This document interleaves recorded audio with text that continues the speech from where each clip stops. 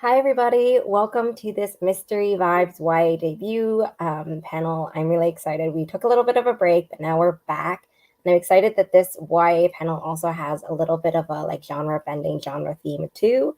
So I just wanted to let you all know, if you don't know who I am, my name's Lily. I'm the moderator for this panel, and I'm the a face behind Utopia State of Mind on the internet. So we're going to have our authors introduce themselves. Then we'll be doing questions that I have sent that I needed to ask as soon as I finish these books. And if you have any questions, you can drop them in the chat and I will remember to go back to them during the Q&A part. So Trish, do you want to start with tell us about your book? Yes. Hi, everyone. My name is Trish Lundy, and my book, The One That Got Away with Murder, came out last month. It's a YA thriller about a new girl who essentially picks the wrong boy to have a crush on, and it lands her in the middle of two cold case mysteries and a killer who may kill again if she doesn't put the pieces together fast enough. Hello, I'm Anna Ellickson. I'm the author of The Vanishing Station. It is a book about an underground magic system set in San Francisco and the lengths one girl will go to protect the one she loves as she gets pulled into a dark crime network kind of hidden behind the city, and it's a contemporary fantasy. Hi everyone, I'm Cindy He, and I'm the author of Perfect Little Monsters. Yeah, and it's a YA thriller, like if Mean Girls had murder in it. It's about this new girl in town, and she joins the cheerleading squad. In her high school, and then she gets in with this group of girls who are not very nice, and she's invited to a poolside party, and where the head cheerleader gets murdered. And then our new girl, she ends up being the police's main suspect because she was the last one who was seen speaking with the girl who died, and then she has to do some investigating to find out who had motives for killing the girl. All right. Hey, y'all. I am Sammy Ellis. I wrote Dead Girls Walking. I did not think to grab my book, but it's back there somewhere. And I am the author of Dead Girls Walking. It is a book about a young woman who is the daughter of a prolific serial killer. And after he confesses to killing her mom, she decides to investigate because she doesn't believe him. And she goes back to their home that has been turned into a queer camp for horror loving girls. And she finds out that there might be something else killing in her father's old hunting grounds. Okay, I want to start off with the classic debut question that I'm sure everyone has gotten and will get like 5 billion times. But I want to start off with that question, which is basically tell us about your debut journey, because I think all I've really learned, or the best thing I've learned from these debut panels, is that everyone has such a varied journey, and no two journeys and no two starting points are the same. So Trish, do you want to start? Yeah. Okay, I'll try to summarize my journey, but I would say I probably was writing for 10 years, trying to seriously pursue publishing. And by the time when I signed with my agents, I was just overjoyed and oh my gosh, I'm going to get published. And then I went out on submission with a book and it didn't sell, which was pretty crushing, but it happens. I've learned it's happened more often than not, I guess. So the advice, it's always good to be working on something else, I think is great advice. And I kind of started working on a new book while I was on submission. And I was also pregnant. And so I was like, I got to get a first draft in because I feel like I'm going to be very sleep deprived soon. And that ended up being the one that got away with murder. So it was kind of a different journey the second time around when we went on submission. I had a feeling it was going to be the one, and then it was. So that was kind of my path, about 10 years, and then a book that died on submission, and then a published book. Just gonna jump in because I feel like I have a really similar story to yours, Trish, and it has been like something I've heard a lot more often from other authors. So I did start probably writing novels maybe about 10 years ago, just like dabbling and trying out. Started through NaNoWriMo and kind of had some drafts there, and I ended up finding my first agent, and we went on sub, and it was so exciting, and it didn't sell, which that happens, but it was pretty crushing that it didn't, and I also realized that agent wasn't a great fit for like me or my future projects. It just wasn't really working out, and so I did that scary leap of leaving that agent, and that was when I kind of just started writing The Vanishing Station. After that, it was like a book I just wanted to write for myself and not, think about publishing or what all the things that are a little bit soul crushing about going on sub and not selling a book. But then I ended up sending The Vanishing Station out to agents, and I signed with like my wonderful agent now, and we have a just like really great business partnership, and just really great champion of my work. And then we went out on sub with this book, and it sold in like a 5-house auction between a bunch of publishers, and so it was like such a joyous moment, and also 10 years in the making for it to kind of fully happen. But yeah, that's my story.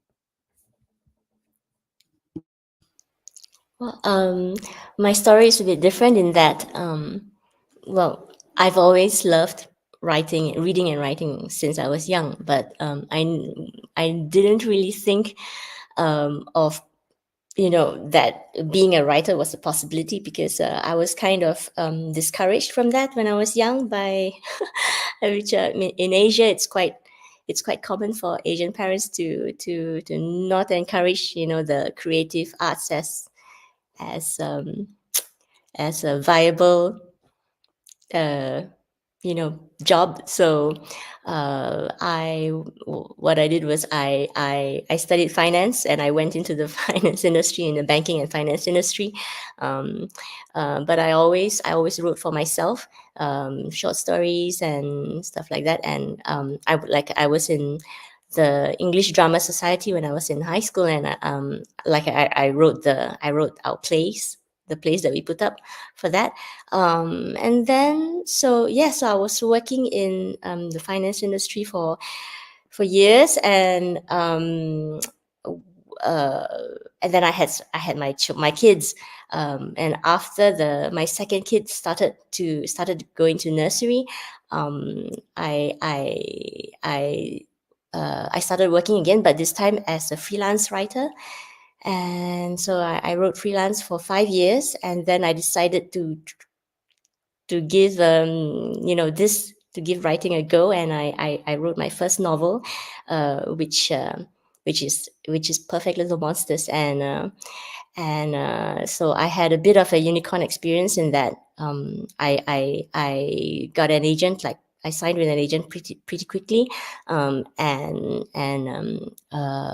I got a book deal 2 months after we went on sub, but just like Anna mentioned, I had the same experience as Anna, which is that I realized that my agent and I we weren't a good fit. So unfortunately, I had to leave my agent, and so I'm with a new agent now, and yeah, it's a much better fit now. So without going into details, so.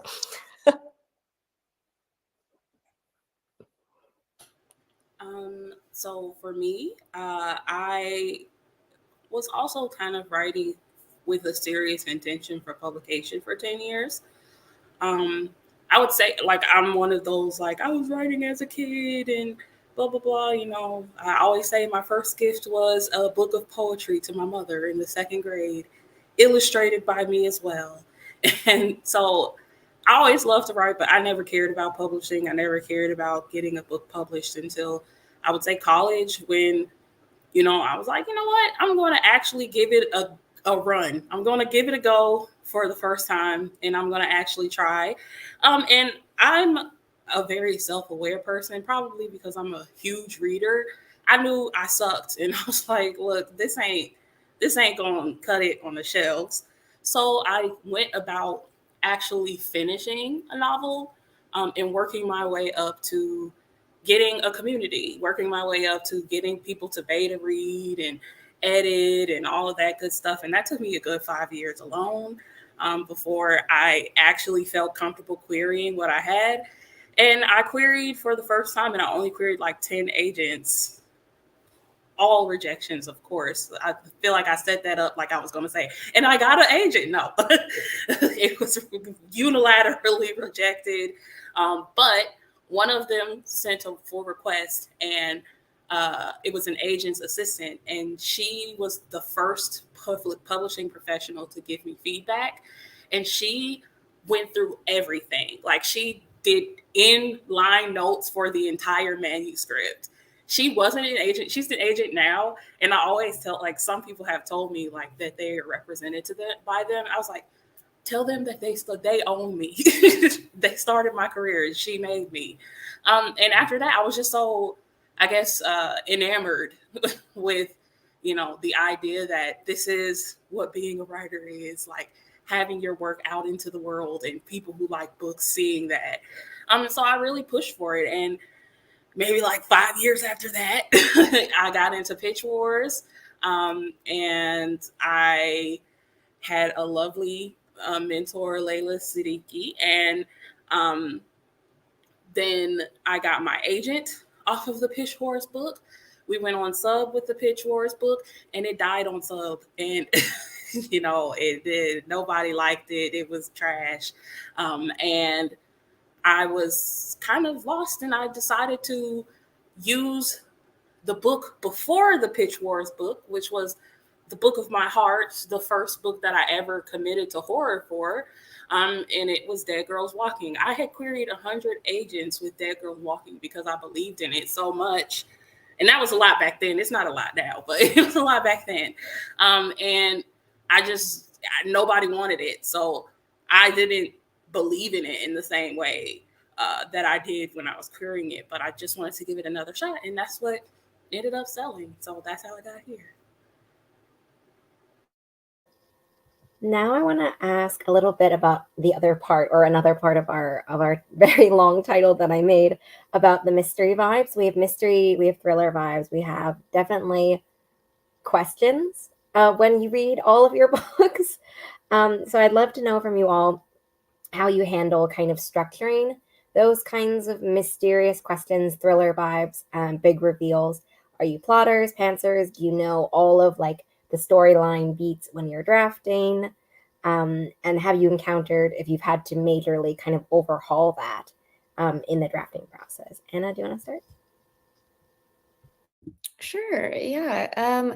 I'm very much a character-driven writer, so plotting always actually kind of it comes after I get the heart of the story. And I'm so grateful for the Save the Cat beat sheet because otherwise I don't know if I could plot things very well. So usually I do start with the character arc and really dive in there. And then as I'm writing, a lot of the kind of twists or reveals or cool parts about the world building come as I'm writing. So I'm kind of discovering them as I go. So I think as long as I kind of know where the character is going to start, where they're going to end, and then like some major Save the Cat kind of, plot points that I know I have to hit. It's all the little pieces in between that I get to like discover and play with that I don't know are coming. And I almost get surprised myself when I'm like, oh, well, maybe this character is going to do this. So I do like that, those kind of discoveries. I feel like when I've tried to write an outline that says exactly what the reveals are or what the, the twisty things or, surprise moments, I get to them and they don't feel quite as fun or earned for myself. They feel a little bit too much like contrived. And so I do like having a little bit of free reign to play while I'm drafting.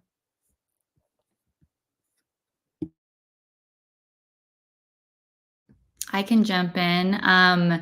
I would say that I usually kind of have a finale in my head, like in my case, because it's a thriller, like a killer and their motives and kind of like how that all plays out. But often when I'm drafting, I feel like the way I get there is different than I expected. And sometimes I'll jot down kind of like major beats, like, okay, by the midpoint, this is going to happen. But like you were saying, Anna, sometimes it changes and the characters surprise me, or I'm like, oh, actually, for this character's like, who they are as a person, that's not the way they would go about this. And maybe they would make this decision to find this clue or whatever. But usually I have an idea of like who did it, because that helps me kind of set up the clues along the way. But something that I try to do on sequential drafts and a whodunit, which my book is definitely a whodunit, and something my editors were super great and helpful with is like strengthening red herrings. So there were characters that I had, first readers or my editors on a read, they were like, oh, I was really suspicious of this person. I'm like, really? Because in my mind, they're, so innocent. But I'm like, okay, why don't we play into that? Maybe they are hiding something from their friends, but it's not some like insidious clue. It's just like they don't want you to know they're dating somebody or something like that. So that's really fun to play with, especially in YA. That would be my answer. For me, I typically I'm a plotter, but I don't necessarily use like technique or anything. Everything I do is chaotic. So I'm gonna try to explain this as simply as I can. I basically just think of a bunch of stuff that I would love to happen, in the sense of that would be so sick. Like that'd be so freaking cool that somebody's gonna explode. Like that's literally how I go into plotting books. Like, oh, I just want somebody to explode at some point. Or with Dead Girls Walking, I remember I just wanted to have like everything go dark and somebody dies. Like that's literally that's all I wanted. Camp vibes. Oh, so spooky. And I basically just connect all of those things. I don't care about the order either. So my mystery really comes together in revision. So it's before revision, it's just a hodgepodge of, clearly somebody with ADHD wrote this and they were not taking their meds really. So that's pretty much my draft. And then revision, I actually have to force this into a story. Some say unsuccessfully. I say mediocrely. I do my best. And another thing, and I don't know if you guys feel this way too, but there are some things I'm kind of just personally fascinated with, or like enamored with, and I always come back to. And for me, I'm gonna spoil every book I'll ever write and every book I have written. I just love a good female villain. I really do. So like if I'm writing and I don't know who the killer is, because that happens so many times, and there's some lady, I'm probably going to make it her, because it's just so fun. Like, oh, it was the lady this whole time. So, typically that's how I decide who the killer is or who the big baddie is that I'm like 25% till the end. And I'm like, all right, now who actually did this? Because I have no clue. And then I just make somebody who's left over do some big bad speech and how they did it. And revision's job is to make all that make sense. Well, so for me, before I start writing the story, I know who did it, and I know the big twist. So those are two things that I know. I know who did it, and I know the big twist. And then I don't know anything else. So I can't plot, which is really funny, because I know that many writers in this genre, in the thriller genre, have to plot, right? But it doesn't work for me. So I've tried plotting, and it always changes, because when I try to stick to what I try to plan in advance, it usually doesn't work, because then I realize that it's stilted, or when I'm writing, I find a better way to do things or like the characters don't agree. They say no, we're not going to do this. And yeah, so now I know that when I start, I need to know who did it, and I need to know like the big twist, and then I just write towards that. So yeah, so I pants my way through it, but it's not really pantsing because like I know where I'm headed to. So yeah, sort of a mix, but more pantsing. My next question is only fueled by the fact that when I was reading Trisha's book, I realized that I had spent a lot of time. I went to school near near the setting of Trisha's book, and I was like, "Wait, these names sound really familiar." And then I was looking it up on a map because I was like, "I feel like I've heard them." So I want to ask about setting, obviously. I want to ask you all about setting. If you had to do research, what the process was for making your setting, because they're all set with like the base, contemporary world. And so I find it really interesting to also ask contemporary writers or writers who are writing, from our perspective as well about things that they have researched or things that they've had to augment and change for those settings. So, Trish, do you want to start? Sure. Also, just wanted to say, Sammy, to your point, I think like plugging in your book, whatever you're obsessed with or fascinated with, is great. And I find that as a writer, when you're like in the drudges of revision, those things kind of like keep you going. So I definitely recommend that as well. But yeah, for setting, my book is set in, it's called Happy Valley, which is a real place. It's State College, Pennsylvania. Its nickname is Happy Valley because I guess during the Great Depression, they didn't have as like much of a recession as the rest of the country. I'm not exactly sure why, but that's where the name comes from.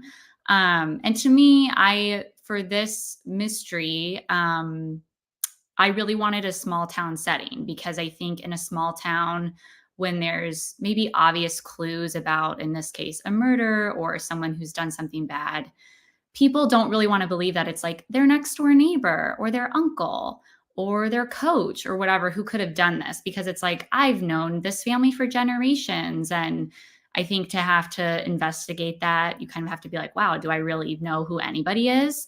And so I was like, a small town is great for kind of those pressure cooker vibes in a sense. And then I picked this particular town because my entire paternal side of the family is from State College. So I grew up going there a lot. I kind of know all the places from memory.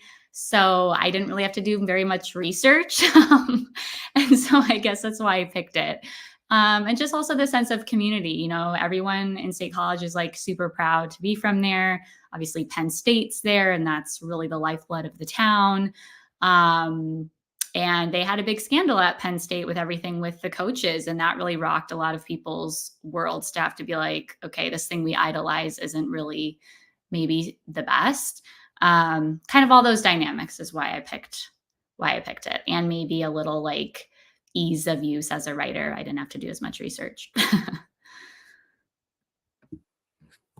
Yeah, for my book, it's mostly set, well, not mostly. There are train portals that go all over the world, so I got to pick settings basically from all over the world, but the heart of it is in San Francisco, where I grew up, so I got to harken back to like my teenage years a bit. I haven't lived there in a long time, but I do have really strong memories of riding the BART trains all over the Bay Area. And so it was really fun imagining like these crime undergrounds, like all these secret dealings happening on the BART trains where, people are just going about their daily business, commuting or whatever else. But like there's all this secret stuff happening in the shadows. And that was so fun to imagine what was happening while people are not really paying attention. So that was a lot of the kind of fun part about delving into the darker side of like the underground. But I also did a ton of research on abandoned train stations around the world.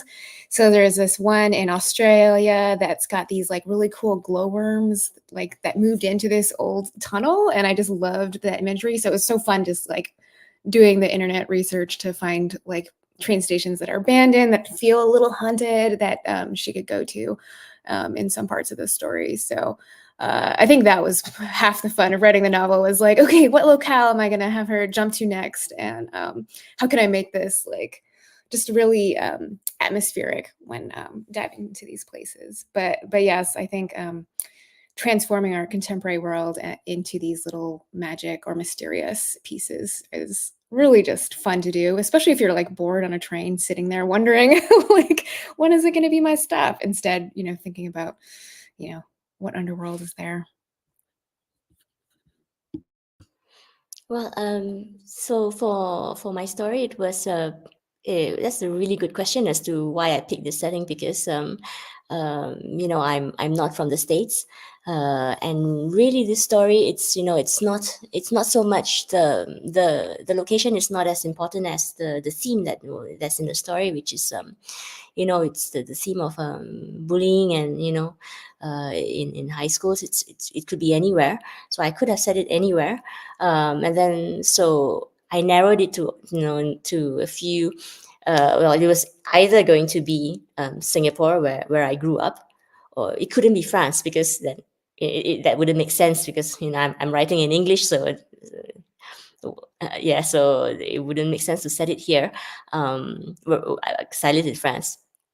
Yeah, and or the two major English speaking markets are the UK or the US. I was very interested. So I set in. I chose to set it in the US because it's a larger market. Sorry, as cold as that sounds, but why that particular state? Why by Lake Michigan was because for the pivotal scene in the book, I needed a lake.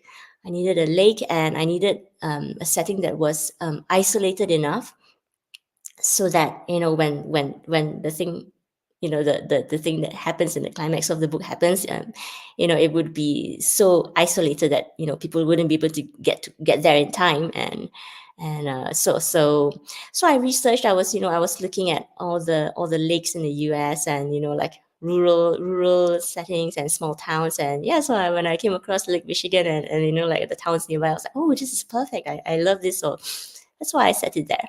But my first agent, who was she's a UK agent, she asked me the same question, like, does it have to be in the US? Because what if a UK publisher bought it, and I could have easily revised it to be set in the UK, just by just a small town by a lake.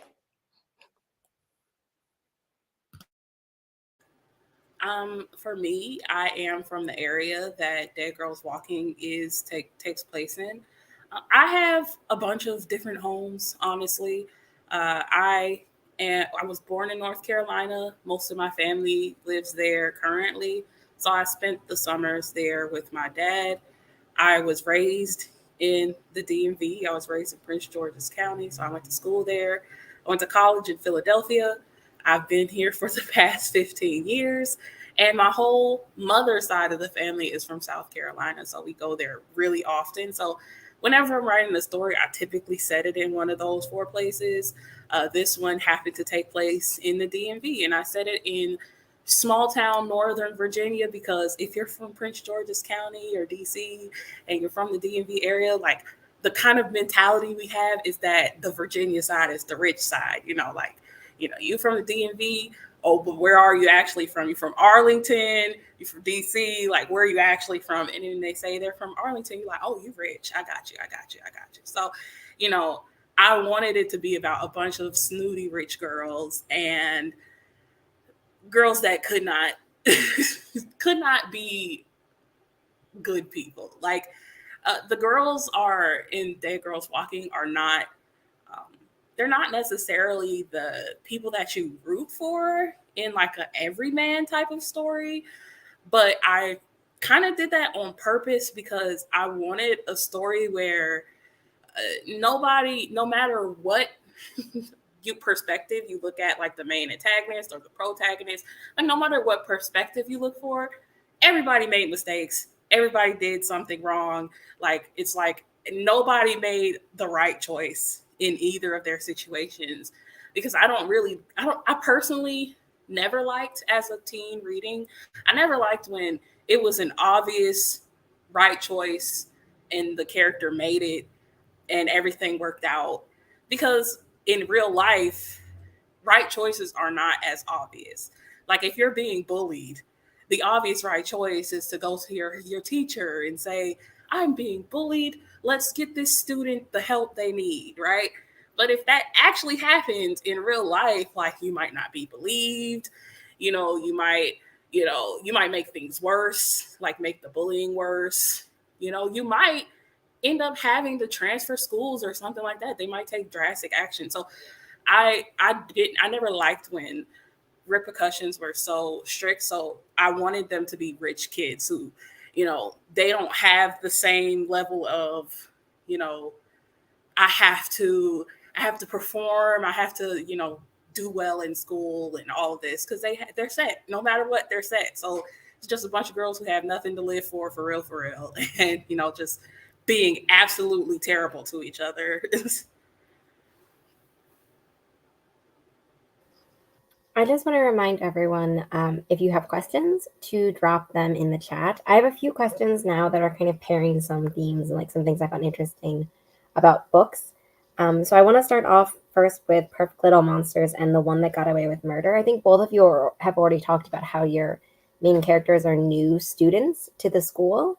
And I want to chat about sort of how they're not only new students, but each of the books have kind of this golden group of popular people and people who are like at the core of the story. How did you create these side characters for that group and that sort of community and their dynamics, combined with the fact that a lot of them also, since your main characters are new, they have history off the page and before, the new character has even come onto the pages for us. Cindy, do you want to start?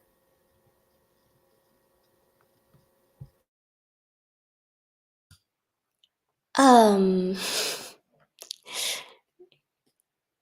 it's the thing is, like, I don't really plan my characters, so it's kind of hard for me to answer this question because like it's just the same as like for plotting. I can't do that. Like I know many writers, they do like like character sheets like for their characters, and they think about what their characters are like, but I can't do that because then it ends up stilted. So I start writing the story, and then the characters, they come to life, and then it's almost like I feel them in the room, like they're talking to me, they're telling me what happened and what they did and what they said. So it's kind of organic for me. So yeah.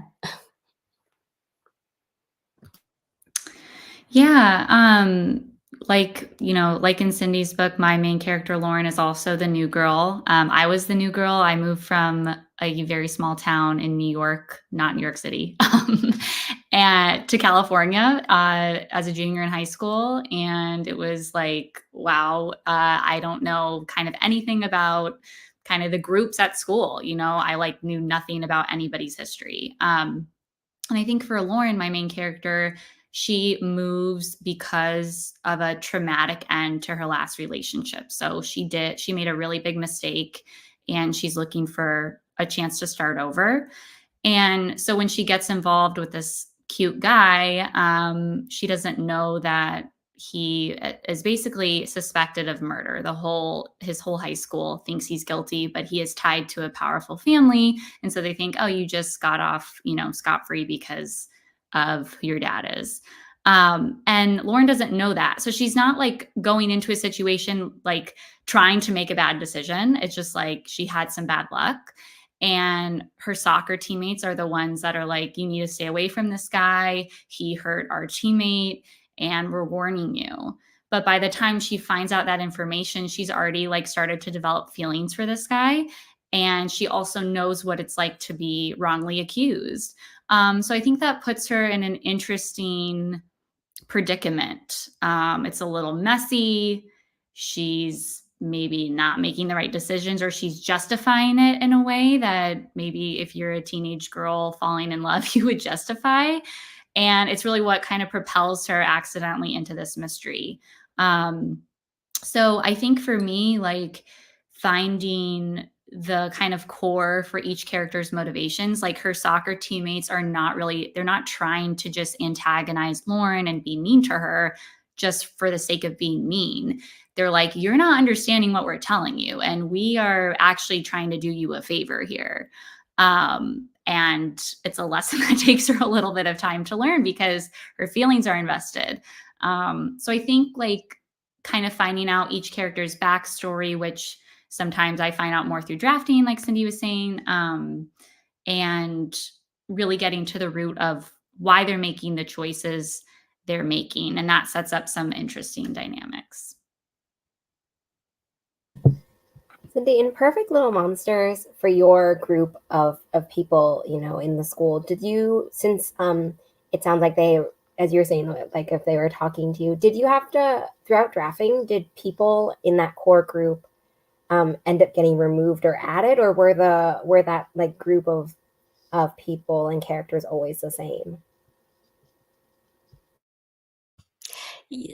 Yeah, so what happened was that I had more characters, and when I was doing revision, I had to combine several of those characters because apparently I had my editor advice, and she was right. She was very right that I had too many characters, so too many side characters. And you know, it's when in a novel, it's not the same as you know, when in a show, in a movie, because it's easier for viewers to remember characters when you see them, rather than and that's why novels tend to have less characters. You know, you can get away with having more characters in a movie or a TV show. So yes, so actually, so the main character, she had more friends in the initial draft, and then she had 3 friends actually, and I had to combine all 3 friends into one friend. So the poor girl ended up with only one friend. So yeah. Yeah, that was what I was also wondering about when I was reading Perfect Little Monsters. And now I want to ask, because in Dead Girls Walking and The Vanishing Station, both of your books have a supernatural component to it, or like an otherworldliness. I didn't really know how to describe it when I was reading this question to that. So I would love if you could both tell us the inspiration for mixing sort of the genres there, and what some unexpected challenges were to kind of having to combine both of these elements. Sammy, do you want to start? Sure. I am essentially a speculative horror writer, so it's never really a question if there's going to be some otherworldliness to it. You know, I feel bad because horror is so divided between speculative and non-speculative horror. So, like, sometimes somebody will pick up a book and, you know, they're looking for a good time, and it turns out it's speculative, or it turns out it's not speculative, and then it ruins like their whole reading experience, you know. So that's sad to me. Unfortunately, it's how it goes. But yeah, I it's just where I live. And as far as challenges, I think the main challenge is just making sure everything makes sense, because I don't care. I honestly don't care how the magic works. You know, I just wanted some kooky thing to happen or some strange thing to happen. I don't really care. You know, something, I don't know. I guess it's fine to me to spoil my book, but something that someone has asked before, or editors have asked, is like, oh, you know, like if this happened, then how did this happen? Or if that happened, how did this happen? And you know, I've created reasons, but on the inside, I've been like, who cares how it happened? You know, we don't be like, you know, Mom, if you loved Dad, then how did you actually have a baby? We don't care. You know, we want to know how babies are made in a cosmic sense, but we don't actually really care. If your parents sat you down and said, well, actually, the sperm gestates the egg, like, you would be like, all right. I didn't ask all of that, you know? So As far as challenges, it's really just focusing on clearing things up. But at the end of the day, I just want the fun stuff. So Yeah, for me, I love the idea of magic and mystery being on the edges of everyday life. And every time I write books, it always seems to be, like Sammy was saying, just the speculative element that kind of creeps its way in. I can be trying to write something contemporary, and then it's like, whoa, what just happened? Like something, there's now a doorway that like goes here, and I just can't help myself. So it's just so much fun for me. And I love so many books out there that play in that realm of like contemporary, but there is like a darker side that is like lurking at the edges of everyday life, like maybe jumping into like a kind of a Stranger Things type thing, or even just like I really loved Lee Bardugo's Ninth House, the way she's got like the Yale secret society, but then there's this like dark underworld and this like mystery and ghosts and all these other things thrown in. And I think it is a little bit of a juggling act because people are walking in and they're like, what do I expect of this book? And I think even I mean, it was lovely to be on a panel with a bunch of thriller writers, but my book doesn't fit, I think, right into a thriller novel either. You know, it's got thrilling vibes and mystery vibes, but it is not exactly like a thriller. And so I think for me, just playing with the genre is fun. And I'm hoping readers, you know, when they walk in, they're not like too disappointed if they think, oh my gosh, I was hoping for more fantasy or more thriller or more of this. I just love weaving in all the pieces that are like fun for me. And I'm hoping, you know, readers will just like that blend. And I really appreciated having an editor who liked that and also kind of pushed me more on my fantasy elements, because I was like, you know, I like contemporary with speculative elements, but you know, just having so many thoughtful questions when I was going through revisions to really like deepen things and add in things. Like for my book, I ended up adding an actual vanishing station where these crime families take people to like vanish, as in get rid of them forever. So it was kind of fun to like, you know, weave that in and, instead of just having it just be a straight contemporary or just a strictly fantasy. that's sick. So I want to pivot to some audience questions. We have a bunch and they are really, really great. So I'm just going to pick one of the ones that I really like, which is, what is the most important lesson you've learned from going through the publishing process? I don't think I'm going to like call on this one necessarily, since these ones are just given live. But yeah, the most important lesson you've learned from going through the publishing process. I can start off. Maybe a couple. One, I think, is like be prepared for quick deadlines, or even if it seems like you have a lot of time to work on edits, it will go by quickly. And when you're off deadline, like make use of that time, relax, watch movies, read, hang out with your friends. You know, if you have a contract for a book and it's, you know, you have a set date when it's coming out, I would say like take advantage of the times when you've like turned in edits to your editor. That's kind of something I learned for the first time. And then the other thing too, I would say I've learned is like, I think publishing is a really collaborative process. You know, you write so long from just yourself in your room or wherever you write. And I think it's important to know that it's a collaborative process going in. You know, your editors are going to ask questions, and maybe your agents or editorial too. And I think it's good to be open to suggestions, while maybe, you know, kind of picking the things like the hill you'll die on, you know, like things that are integral to your story or integral to your characters. That's like, you know, this is really at the core of what I'm saying, so I don't want to change this. You know, maybe there's a few things like that for you. And then just being prepared to collaborate on the rest, because I think it ends up, you know, making your story a lot better. So those are my two things I've learned. So go ahead, Semi. Go ahead. We unmuted at the same time. You can go ahead. I'll go. Okay. So I just was gonna, you know, do my obligatory villainous monologue towards publishing. My main lesson is they will do whatever they can to suck the soul out of your enjoyment of your love of the craft. And I just think that the biggest lesson I've learned is, you know, at the expense of someone out there who's just a brat, don't be a brat, but like learn to put some bass in your voice. Learn to, you know, actually think deeply about why you're writing what you're writing and why you're doing what you're doing. Because I do believe it's excellent. Like editors give excellent feedback. I agree 100%. Like you need to start learning how to take critique. But I think one of the issues is that a lot of authors just are so happy to be here. We're so happy to be here. I love my publisher. They did me such a huge favor by publishing my book. No, that's not how it works.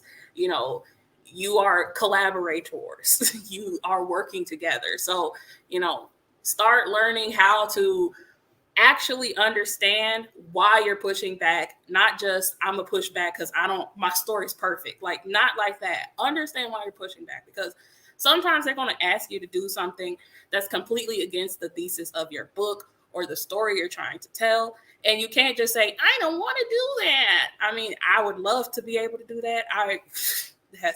That's my aesthetic. But sometimes you have to say, actually, I wrote it that way because of this. I wrote it that way because of that. You know, so the biggest lesson I've learned is to be able to verbalize why I've done what I've done and to understand my choices so that I know what my deal breakers are beforehand, rather than just being reactionary to feedback. Yeah, 100%. That's great.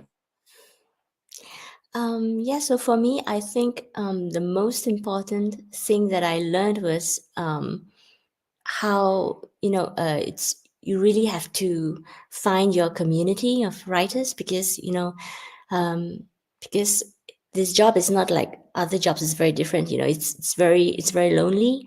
You don't go to an office. You don't see your colleagues. You don't work with other people face to face, and you're just alone most of the day, every day, by yourself with imaginary characters that you've made up, and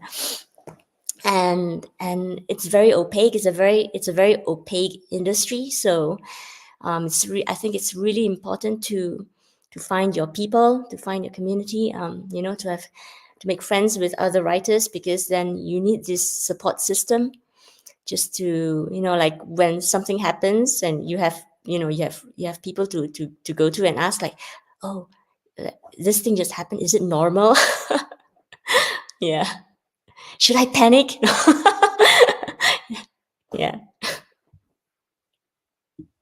You're totally right, Cindy. I've totally done that with some of my other friends who've already kind of got done the debut thing of like, is this normal? Should I be worrying about this?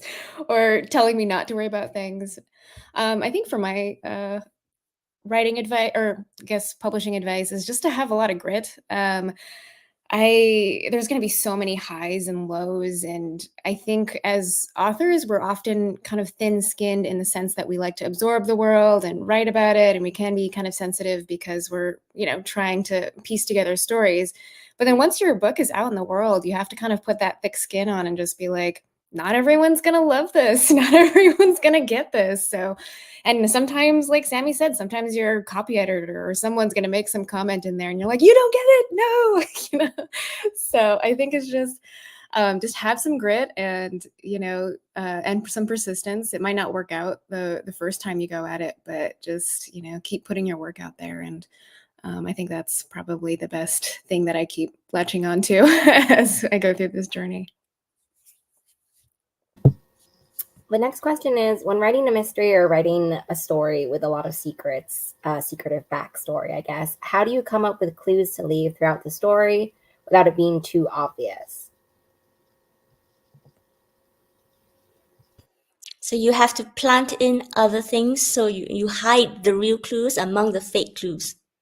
So you have the person who did it, right? And then you need to have like a few more possible suspects.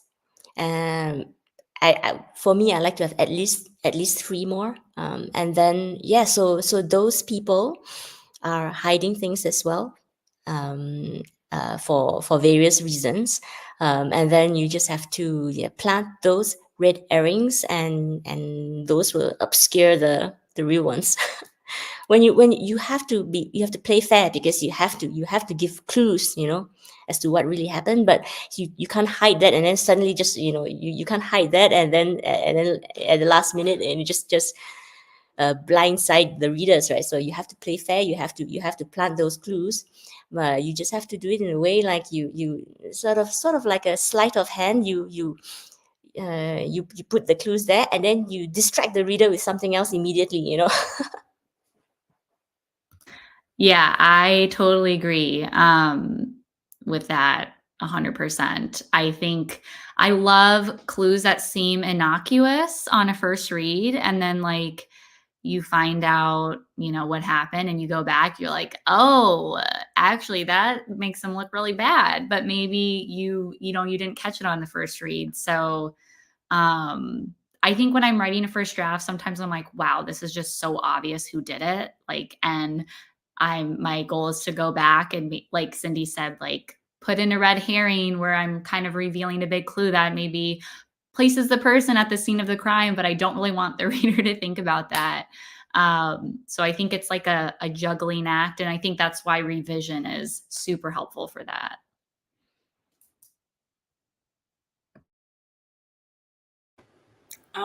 So for me, I've already talked about, I don't really plot. I mean, I do plot. I plot very meticulously. I just don't plan.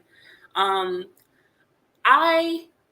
going to give some bad advice amongst all the good ones. I would say don't explain anything. Don't explain anything at all. And then when you revise and all of your beta readers are like, this doesn't make any sense, then you start explaining stuff and dropping hints that are needed, and make it a community mystery, because I'm really bad at mysteries and I'm pretty much fine with that. I think most of this is just because I've accepted that I don't have the, I guess, machination brain for this. So I'm giving little brain tips to all my people out there. We don't solve mysteries. We don't do that. We don't know how to do any of that. Here's what you do. You just write whatever happened, and then, make it make sense later. Just get it down on the page first. Make it make sense later. Right? Don't explain anything. Who done it? We don't have to know how they did it in the first draft. Just, as long as you know, then you can fix it later. But I think adding clues is like pretty much the universal, like, best thing that you can do. Just adding clues to service the story better after the fact.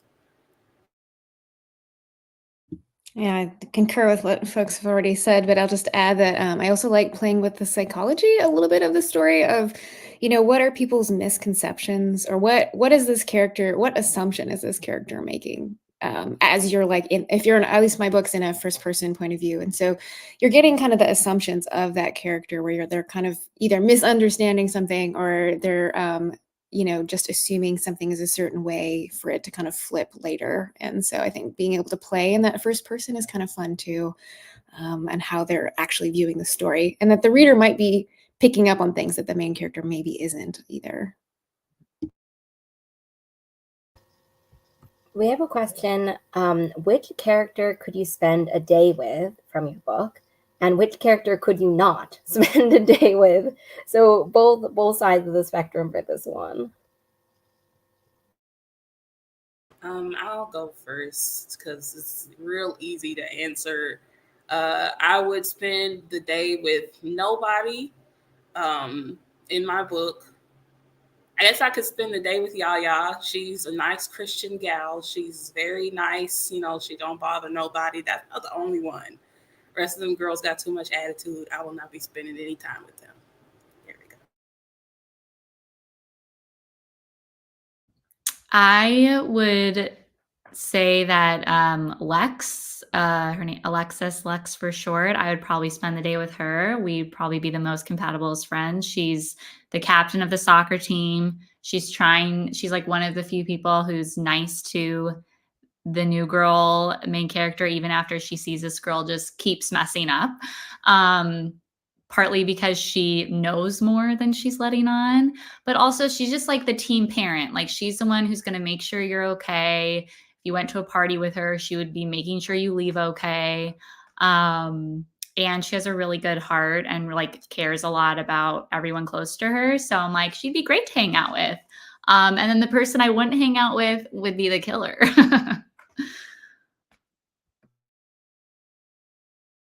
Well, the person I'd hang out with is the main character's best friend, Raquel, the one who was actually three characters amalgamated into one. So I'd hang out with her, yeah, because she's nice, she's fun, and she's she'll give you lots of fun facts. um, and I wouldn't hang out with the three mean girls. Yeah, I'd probably go hang out with the love interest of my book. He likes to go to some secret rendezvous around the world, and I'm like, yes, sweep me off my feet, take me to some fun places. But I think, and I would not want to spend any time with my villain. I don't know if I want to give away too much about her. Go and read it. I want to end on another question that we got, which was, what did you all enjoy most about writing your book? We're going to end on a really big question, obviously.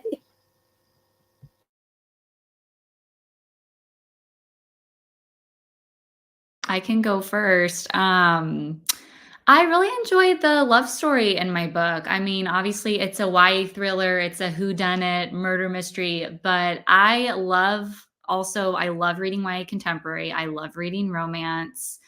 It's funny because a lot of thriller writers I know like love Bridgerton, so we're all looking for that escape, I guess. But I really enjoyed the romance because it kind of starts off as like not really a romance. My main character is like really emotionally unavailable, and that's kind of part of her character arc is becoming vulnerable enough to, maybe open her heart again. And that was a nice little reprieve from all of the very kind of dark stuff going on.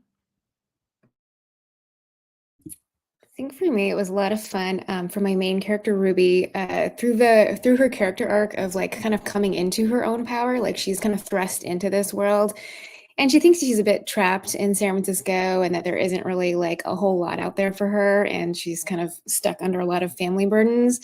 But just through the journey with her, I think was really fun to write. Of just being like, yeah, you can dream bigger. Like, let's do this. You have the power in there. Let's see what you can do. And I think it's been really fun to play with those scenes. For mine, I would also say the character journey. And I kind of intertwine this with all of the jokes in the book. Because Temple is such a difficult character to like. I was very intentional about the fact that there are a lot of jokes throughout the book because it's hard to deal with somebody who's just like, oh, my life sucks and I hate everybody. Like, it's really hard to just like read from that perspective. So that's why, like, I have noticed some people say like Temple's very funny. And it's on purpose because she would be insufferable if there wasn't anything to keep you there. So my favorite part was writing Temple's journey from being so much of a porcupine to at least exhibiting one human emotion, to the and also like the jokes were like my favorite part as well. For me, it was the part that I enjoyed writing the most was writing the big reveal, the climax scene where everything is revealed, and it's I'm trying to think of how to explain why without spoiling it. So I was very inspired by Stephen King's Carrie. So that scene is very it's where